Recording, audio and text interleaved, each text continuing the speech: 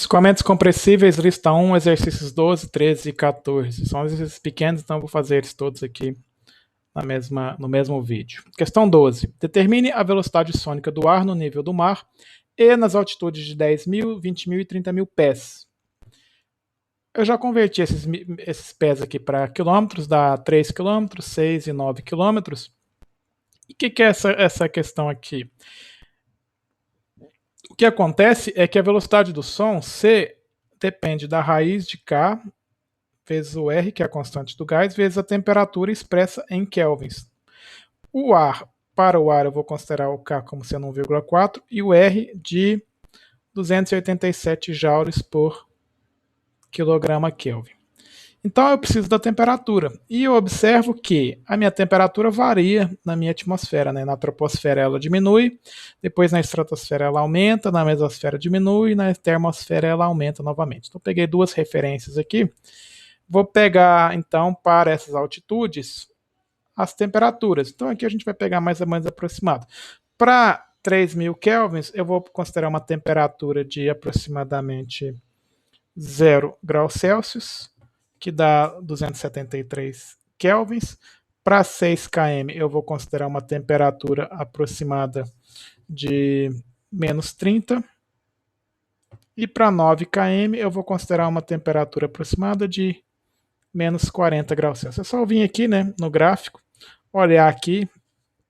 Na verdade, o ideal seria dar um zoom nesse gráfico para poder ter um valor mais apropriado aqui. Mas aqui a gente está fazendo uma aproximação.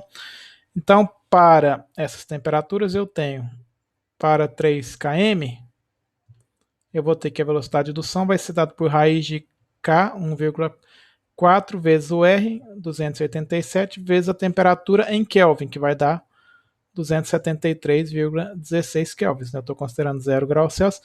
Eu vou ter uma velocidade do som de 331,29 metros por segundo. Para 6 km, aproximadamente ali, eu vou ter a velocidade de som de 1,4 vezes 287 vezes menos 30 mais 273,16. Importante aqui é que para calcular a velocidade do som, eu tenho que calcular na temperatura em Kelvin. Eu vou ter uma velocidade de 312,57 metros por segundo.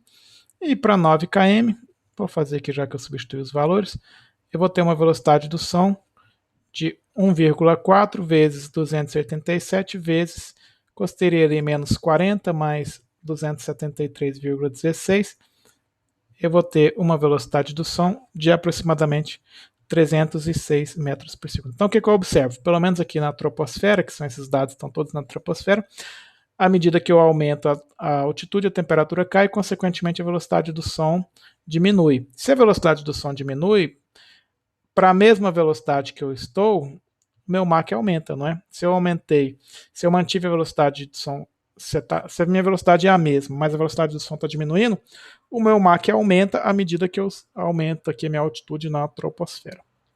Então é isso. Importante depois vocês deem uma pesquisada, procurem esses gráficos de temperatura na atmosfera, a variação da temperatura na atmosfera, mas é bem tranquilo. Questão 13. Calcule o valor de R para o ar sabendo que K igual a 1,4. Aqui, na verdade, eu preciso de mais uma informação, que é o valor do CP ou do CV. Eu sei o quê? Que R é igual a CP menos CV, e eu sei que o K é igual a CP sobre CV. Portanto, se eu pegar aqui e dividir o R pelo CP, eu vou ter CP sobre CP. Se eu dividir todo mundo, né, pelo CP, CV sobre CP. Isso aqui, CP sobre CP é igual a 1. E CV sobre CP é igual ao inverso do K, 1 menos K. Então, eu vou ter aqui que é K menos 1 sobre K. Logo, eu tenho que o R é igual a CP vezes K menos 1 sobre K. O valor do K ele me deu de 1,4, mas ele não me deu o valor do CP. Bom, eu vou considerar o CP da seguinte forma. Se o meu CP fosse 1,004 kJ por quilograma Kelvin, eu acho um valor de R de 0,286857 kJ por quilograma Kelvin. Se o meu valor de CP fosse 1,005 kJ por quilograma Kelvin, eu acho um valor de R de 0,287142 kJ por quilograma Kelvin. Se eu fizer uma média entre esses dois aqui, eu acho um R de 0,287 kJ por quilograma Kelvin, que é o mais usual, o valor mais usual da gente considerar o R do ar é esse aí.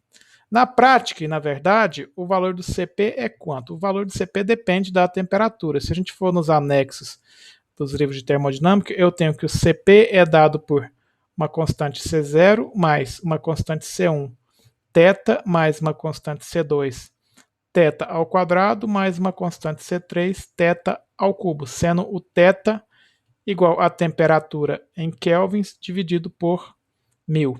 Então essas constantes C0, C1, C2, C3 dependem do gás. Então, sabendo o tipo de gás e sabendo a temperatura, eu calculo o θ, uso as constantes e acho o CP. Seria a forma, considerando o CP, eu posso considerar, aí vai depender da temperatura, né, do processo que eu estou avaliando. Aqui a gente usou aqui para 1004 e para 1,004 e 1,005. Eu vejo que o R que a gente usa geralmente é um R, uma média desses dois aqui. Então é isso, tranquilo, né? E a próxima questão. Essa questão é interessante. Questão 14. Se 4 kg de um gás perfeito com massa molecular 36 tem sua temperatura aumentada em 2 kelvins, quando 6,4 kJ de trabalho é realizado sobre o gás, numa câmara isolada e de volume constante, determine CP, CV e K. Esse exercício é bem interessante, porque, olha só, ele está falando que é uma câmara isolada e de volume constante. E, geralmente, em termodinâmica, se eu tenho um volume constante, eu não tenho trabalho, né? Só que aqui eu estou considerando o quê? Um trabalho sendo realizado pela vizinhança no meu sistema. E como é que esse trabalho poderia ser realizado? Eu posso lembrar, por exemplo, vou usar como aqui exemplo, o experimento do Joule.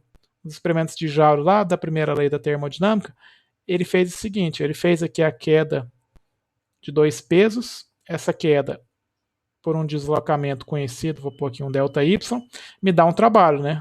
Eu tenho peso, a massa vezes um deslocamento, peso, na verdade, né? Massa vezes a gravidade, vezes o deslocamento me dá trabalho. Então a queda desses dois pesos aqui é um trabalho que vai fazer essa hélice movimentar. Essa hélice eu considero como sendo parte da vizinhança do sistema. O meu sistema é o gás no interior desse recipiente aqui. Ele falou que ele está isolado porque ele não está trocando calor com o meu meio externo. Então esse trabalho está resultando, está sendo aplicado pela vizinhança no meu sistema, que é o meu sistema fechado. Ele me deu então o quê? Eu tenho uma massa de 4 quilos, ele me deu a massa molecular de 36. E para que ele me deu essa massa molecular? Ele me deu essa massa molecular para eu poder calcular o R, que é a constante específica do gás, que é a constante universal dos gases, dividido pela massa molecular.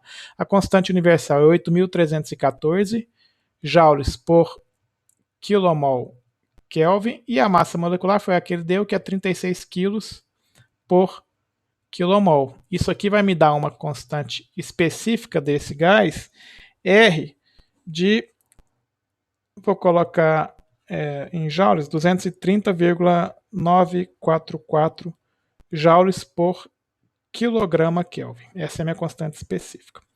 E agora, vou aplicar a primeira lei da termodinâmica aqui nesse meu sistema. Eu tenho aqui a variação da energia. Qual a energia aqui? Eu vou considerar que meu sistema está imóvel, portanto eu não tenho variação de energia cinética e também não tenho uma variação de altitude. Então, a energia aqui é um sistema fechado, então a minha energia, as parcelas de energias vai ser variação da energia interna, certo? Então eu tenho que a variação da energia do meu sistema vai ser igual a uma quantidade de calor mais uma quantidade de trabalho. Aqui eu estou escrevendo específico, mas eu poderia escrever total também, certo? Agora, eu sei que as minhas parcelas da energia, para esse caso, é energia interna, porque é um sistema fechado, mais energia cinética, mais energia potencial. Vai ser igual a uma parcela de calor mais uma parcela de trabalho. Eu estou desprezando as variações de energia cinética e potencial e eu não tenho calor. E ele me deu que essa parcela de trabalho realizado no sistema é de 6,4 quilojoules. Como eu estou calculando específico, eu vou dividir pela massa, dividido por 4 quilos, certo? Essa é a variação da energia interna específica. Por quê? Porque a energia específica vezes a massa me dá o trabalho, ou a energia total. Então eu tenho aqui a variação da energia específica. E do que isso vai me ajudar? Bom, aí a gente tem que lembrar lá dos conceitos. Para um gás ideal, qual que é a definição do CV? CV vai ser a variação da energia em função da temperatura a um processo a volume constante. E CP é DH dt a pressão constante. Isso aqui eu não vou usar, eu vou usar essa aqui, ó. O DU eu tenho, não tenho? Então daqui eu consigo calcular o CV. Meu calor específico a volume constante vai ser o quê? Meu calor específico a volume constante vai ser o DU, que é 6,4 por 4 kJ por quilograma, dividido pela minha variação de temperatura que ele deu, que é 2 kelvins, certo? Então isso aqui vai me dar um CV de 0,8 kJ por quilograma Kelvin. Esse é o meu CV. Como é que eu vou calcular o CP? Bom, eu não vou usar isso aqui, eu vou usar o quê?